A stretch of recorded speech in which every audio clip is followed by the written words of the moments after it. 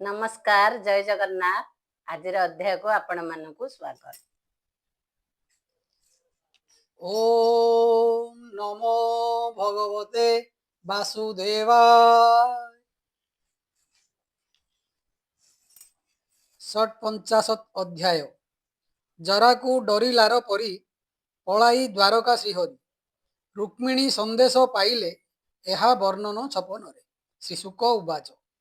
ଶୁକ ବୋଲନ୍ତି ଶୁଣ ରାଏ, ଏମନ୍ତେ କୃଷ୍ଣ ଅନୁଗ୍ରହେ। ଆନନ୍ଦେ ଶୋକ ଗଦ ଗଦେ, ପ୍ରଣାମ କରି କୃଷ୍ଣ ପାଦେ। ଚିତେ ନିବେଶି ପାଦ ଦ୍ୱନ୍ଦ, ବାହାର ହେଲା ମୁଚୁକୁନ୍ଦ। ଦେଖିଲା ସ୍ଥାବର ଜଙ୍ଗମ, ବନ ଦୁର୍ଗମ ଗିରିମାନ। ପଶୁଙ୍କୁ ଚାହିଁ ବିଚାରଇ, ଏମନ୍ତ ଦେଖିଲା ତ ନାହିଁ। ଅଳପ ପ୍ରାୟତ ଦିଶନ୍ତି, ଏମନ୍ତେ କଲା ମନେ ଭ୍ରାନ୍ତି। ପୁଣି କ୍ଷଣକେ ମନେ ଭାବ, କିବା ହୋଇଲା କଳି ଯୁଗ। ନିଦ୍ରାରେ 3 ଯୁଗ ଗଲା, ଏମନ୍ତ ବୋଲି ଓହ୍ଲାଇଲା। ଉତ୍ତର ଦିଗେ ନୃପବର, ଗଲା ଅନେକ ପଥ ଦୂର। ସର୍ବସଂଶୟ ସଙ୍ଗ ଛାଡ଼ି, ତପସା ଧନେ ଚିତ୍ତ ବଢ଼ି। ସମାଧି କରି କୃଷ୍ଣ ପାଦେ, ମନ ନିବେଶି ଅପ୍ରମାଦେ। ଗନ୍ଧମାର୍ଦ୍ଦନ ମଧ୍ୟେ ଗଲା, ବଦରୀ ଆଶ୍ରମେ ମିଳିଲା। ନର ନାରାୟଣ ଆଶ୍ରମ, ସୂଚି ପବିତ୍ର ପୁଣ୍ୟ ଧାମ।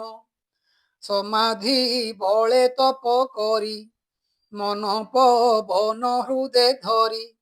ସକଳ ଦ୍ୱନ୍ଦ ଦୁଃଖ ସହି, ସମଦରସି ଶୁଦ୍ଧ ଦେହି। ଦୃଢ଼େ ଆରାଧି ଯୋଗ ବଳେ, ବସିଲା ଆସନେ ନିଶ୍ଚଳେ। ଏବେ ହୋ ଶୁଣ ନୃପବର, ମାୟା ମନୁଷ୍ୟ ଚକ୍ରଧର। କପଟେ ମରାଇ ଯବନ, ମିଳିଲେ ମଥୁରା ଭୁବନ। ଯବନ ବଳ 3 କୋଟି, ମଥୁରା ପୁର ଥିଲେ ଘଟି। ତାହାଙ୍କୁ ମାରି ଭଗବାନ, ଯୁଦ୍ଧେ ପାଇଲେ ଯେତେ ଧନ। ଗୋରୁ ମନୁଷ୍ୟ ବନମାଳି, ଧନ ଦ୍ୱାରକା ପୁରେ ଚାଳି। ବିଚାରି କାର୍ଯ୍ୟ ଅନୁବନ୍ଧ, ଆସି ମିଳିଲା ଜରାସନ୍ଧ। 23 ଅକ୍ଷୋହିଣୀ ବଳ, ଶୁଭଇ ମୁଖରାବ ଗୋଳ। ସୈନ୍ୟଙ୍କୁ ଦେଖି ବ୍ୟଗ୍ର ଗତି, ଭାଳନ୍ତି ରାମ ଯଦୁପତି। ଆମ୍ଭେ ଏ ନଗରେ ନଥିବା, ଚାଲ ଏ ପର୍ବତେ ଲୁଚିବା। ମନୁଷ୍ୟ ଚେଷ୍ଟା ଆଶ୍ରେ କରି, ଛାଡ଼ି ମଥୁରା ପୁର ଶିରି। ଅଭୟ ଦାତା ଭୟ ପାଇ, ପାଦେ ଚଳନ୍ତି ବେନି ଭାଇ। ଆକ୍ରମୀ ଅନେକ ଯୋଜନ, ପଶିଲେ ଗହନ ବିପିନ। ଭାଙ୍ଗିବା ଦେଖି ରାମ କୃଷ୍ଣ, ପଛେ ଧାଇଁଲା ଜରା ଦୁଷ୍ଟ। ରଥ କୁଞ୍ଜର ଘେନି ସଙ୍ଗେ, ପଥେ ଚାଲଇ ନାନା ରଙ୍ଗେ। ଆଜ କିଣିବି କରି ରଣ, ନ ଜାଣେ ଈଶ୍ୱର ପ୍ରମାଣ।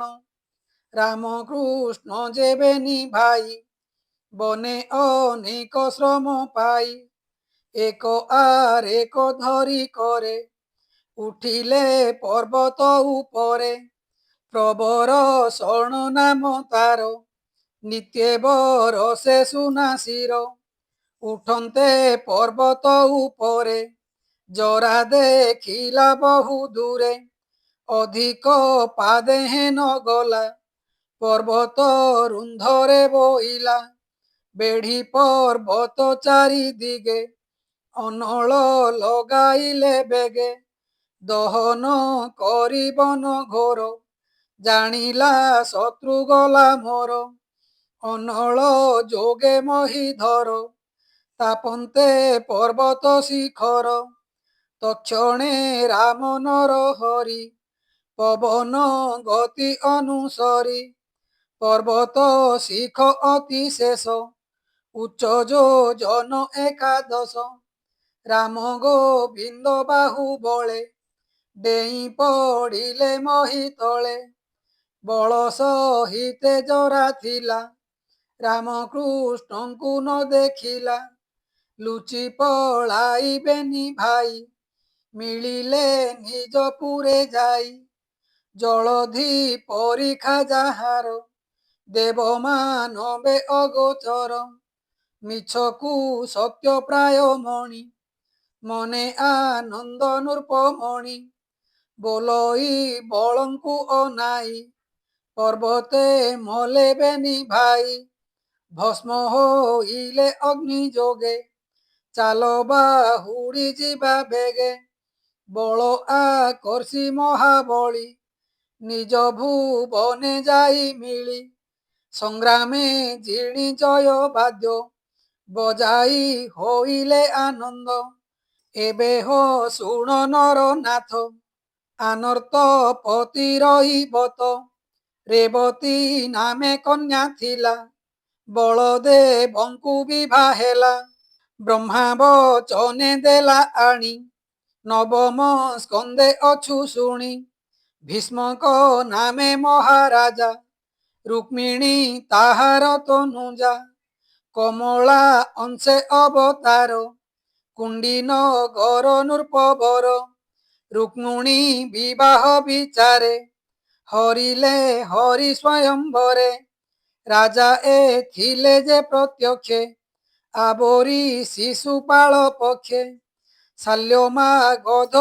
ଆଦି ଯେତେ ବଳ ହିଁ ଥିଲେ ଅପ୍ରମିତେ ତାହାଙ୍କ ଗର୍ବ କରି ଚୁର ପଥେ ଦେଖନ୍ତି ସୁର ନର କନ୍ୟା ହରିଲେ ଦାମୋଦର ଅମୃତ ଜେହ୍ନେ ଖଗେଶ୍ୱର ତା ଶୁଣି ଅଭିମନ୍ୟୁ ବଳା ଶୁକ ମୁନିଙ୍କି ପଚାରିଲା ରାଜା ପରୀକ୍ଷିତ ଉବାଚ ଭୌମୁନି ଭୀଷ୍ମଙ୍କ ନନ୍ଦିନୀ ରୁକ୍ମିଣୀ ରୁଚିର ବଦନୀ କେମନ୍ତେ ଦେବ ନର ହରି ରାକ୍ଷସ ମତେ ନେଲେ ହରି ଅସୁର ବଳ ଅପ୍ରମିତ ଶୁଣିଚ କିତ ମୋର ଚିତ କେମନ୍ତେ ଶିଶୁପାଳ ଆଦି ପଥେ ତାହାଙ୍କ ବଳ ଛେଦି ଏକଇ ରଥେ ଚକ୍ର ପାଣି କେମନ୍ତେ ହରିଲେ ରୁକ୍ମିଣୀ କୃଷ୍ଣର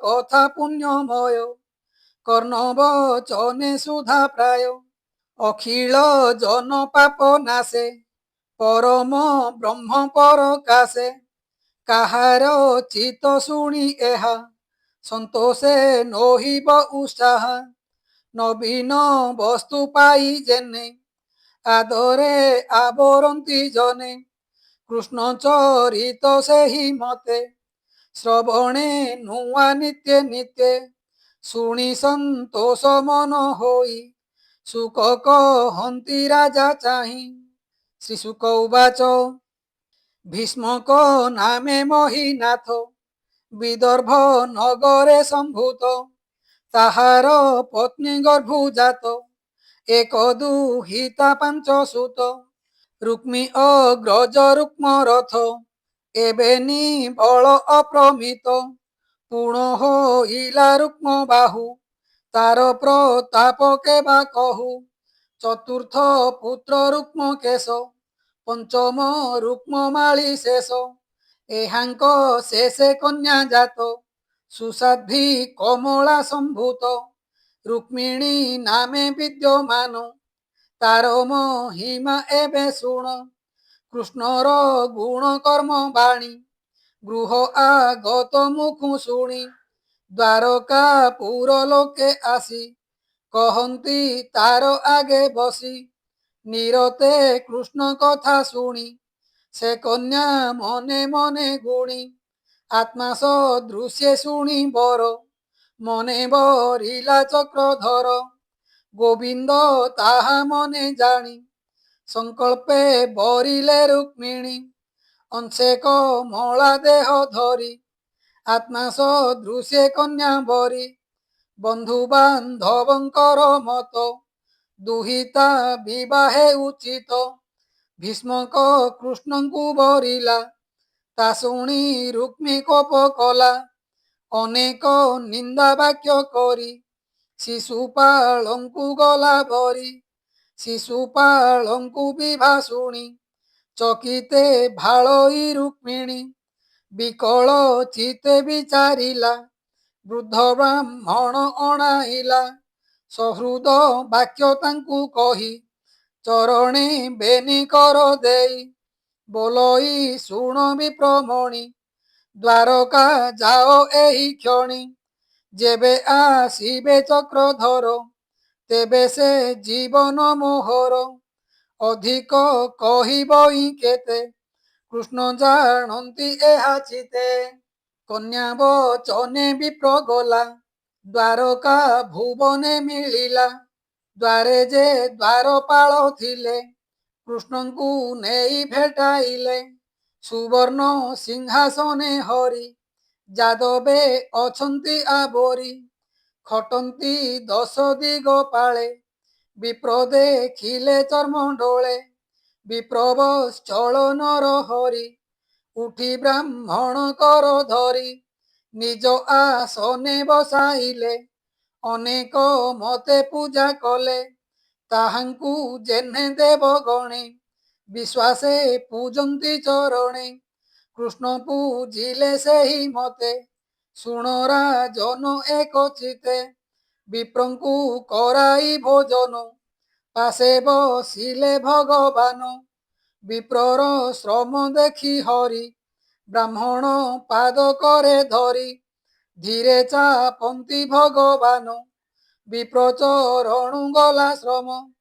ଆଶ୍ୱସ୍ତ ଦେଖି ବିପ୍ରବର ପୁଛନ୍ତି ବ୍ରହ୍ମାଣ୍ଡ ଠାକୁର ଭୋ ବିପ୍ର ବର ତୋର ଧର୍ମ ବେଦ ଉଚିତ ନିତ୍ୟ କର୍ମ ସ୍ୱଧର୍ମେ ବଞ୍ଚୁଟି କି ସୁଖେ ସନ୍ତୋଷ ଚିତେ ଗୃହ ଦୁଃଖେ ଧର୍ମେ ପ୍ରାପତ ଯେତେ ଧନ ତେଣେ ସନ୍ତୋଷ ଯାର ମନ ଦୁଃଖେ ଯେ ନ ଚଳନ୍ତି ଧର୍ମ ସେ ଧର୍ମ ବିପ୍ର କାମ ଧେନୁ ଅଖିଳ କାମ୍ୟ ଫଳ ଦେଇ ସ୍ୱଧର୍ମେ ବିପ୍ର ଯେ ରହଇ ବହୁତ ଥିବ ଯାର ଧନ ହେଳା କରଇ ନିଜ କର୍ମ ନିରତେ ଚିତ ଅସନ୍ତୋଷ ଉଭୟ ଲୋକେ ନାହିଁ ଯଶ ଦରିଦ୍ର ପଣେ ଦୁଃଖୀ ହୋଇ ନିଜ ଧର୍ମକୁ ନ ଛାଡ଼ଇ ସେ ବିପ୍ର ହୋଇ ମୋର ସଙ୍ଗ ତରଇ ସଂସାର ତରଙ୍ଗ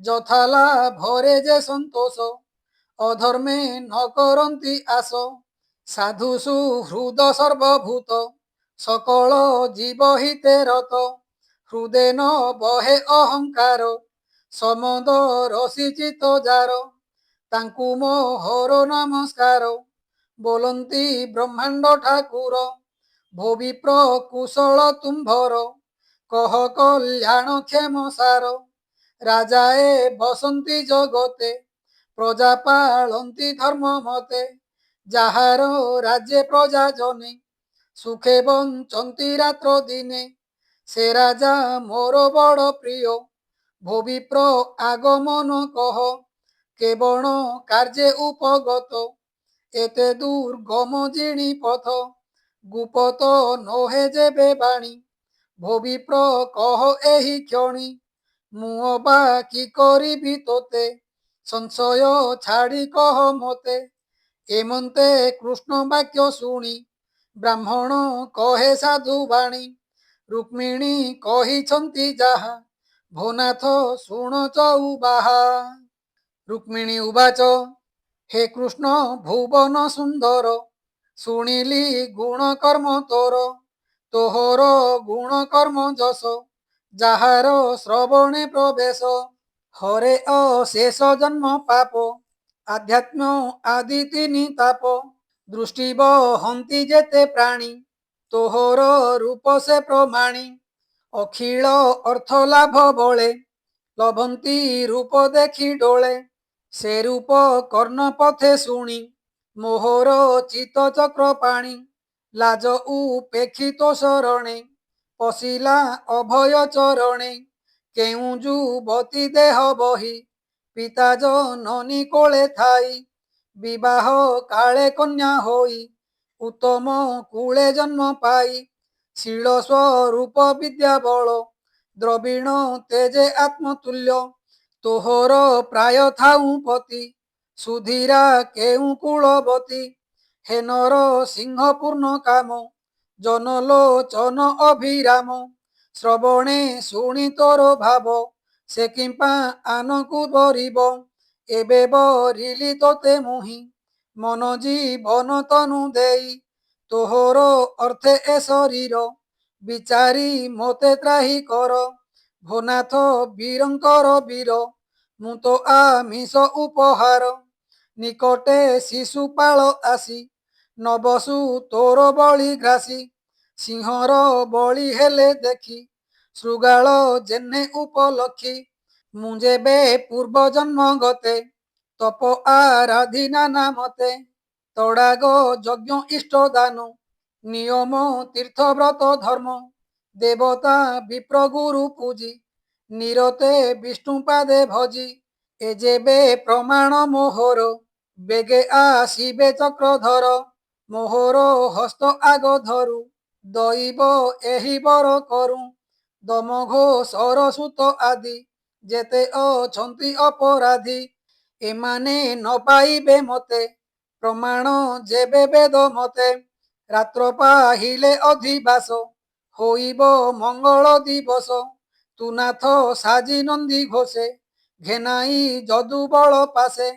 ମଙ୍ଗଳ କାଳେ ଗୋପ୍ୟ ହୋଇ ଆସିବୁ ନ ଦେଖିବେ କେହି ଗୁପତେ ଗ୍ରାମ ମଧ୍ୟେ ଥାଇ ମୋର ମନେ ବାଟ ଚାହିଁ। ସଂଗ୍ରାମେ ରାଜା ଶିଶୁପାଳ ମୋର ପିତାର ଯେତେ ବଳ ଏହାଙ୍କ ଗର୍ବ ନାଶ କରି ତୁ ମୋତେ ବଳେ ନିଅ ହରି। ରାକ୍ଷସ ମୋତେ ବିଭା କର କିଣିଲା ଦାସୀ ମୁଁ ତୋହର ତୁ ନାଥ ଭାଳୁ ଯେବେ ଚିତେ ମୁଁ ତୋତେ ଆଣିବି କେମନ୍ତେ। ରାଜାର ଅନ୍ତପୁରେ ଥାଉ ତୋତେ ପାଇବି ମୁହିଁ କାହୁଁ ତହିଁକି କହିବି ଉପାୟ ଶୁଣିମା ପ୍ରଭୁ ଦେବରାୟ। ଆମ୍ଭର ଅଛି କୁଳାଚାର କନ୍ୟାକୁ କରନ୍ତି ବାହାର ଭବାନୀ ପୂଜିବା ନିମନ୍ତେ ଅମ୍ବିକା ଗୃହ ଗ୍ରାମ ଅନ୍ତେ। ଯାତ୍ରା ଉତ୍ସବେ ମୁହିଁ ଯିବି ଭବାନୀ ଚରଣେ ପୂଜିବି ପଥେ ଆସିବା ବେଳେ ମୋତେ ରାଜାଏ ଦେଖିବେ ସମସ୍ତେ। ଥିବି ମୁଁ ସ୍ତ୍ରୀଙ୍କର ମେଳେ ସେଠାରୁ ନିଅ ମୋତେ ବଳେ ଯାହାର ପାଦ ପଦ୍ମ ଧୂଳି ମହତ ଜନ ଶିରେ ବୋଳି। ନୀଳ ଲୋହିତ କରେ ଆସ ଏଣେ ହୋଇବ ତମ ନାଶ ସେ ପାଦ ପ୍ରସାଦ ମୁଁ ଯେବେ ଲଭି ନ ପାରିବି ପ୍ରସ୍ତାବେ। ବ୍ରତେଶୁ ଖାଇ ପଞ୍ଚ ପ୍ରାଣ ନିଶ୍ଚେ ଛାଡ଼ିବି ନାରାୟଣ ଏମନ୍ତେ ସତେ ଜନ୍ମ ଯାଏ ଜୀବ ଛାଡ଼ିବି ତୋର ପାଏ। ସତ୍ୟ ବଚନ ଏ ମୋହର ତୁ କି ନ ଜାଣୁ ମାୟାଧର ବ୍ରାହ୍ମଣ କୃଷ୍ଣ ମୁଖ ଚାହିଁ କନ୍ୟା ସନ୍ଦେଶ କଥା କହି ବୋଲଇ ଯୋଡ଼ିବେନି କର ଯେ ତୋର ଇଚ୍ଛା ଏବେ କର। କହଇ ଦାସ ଜଗନ୍ନାଥ କୃଷ୍ଣ ଧଇଲେ ବିପ୍ରହସ୍ତ ବୋଲନ୍ତି ମଧୁର ବଚନ ଶୁଣି ସନ୍ତୋଷ ବିପ୍ର ମନ।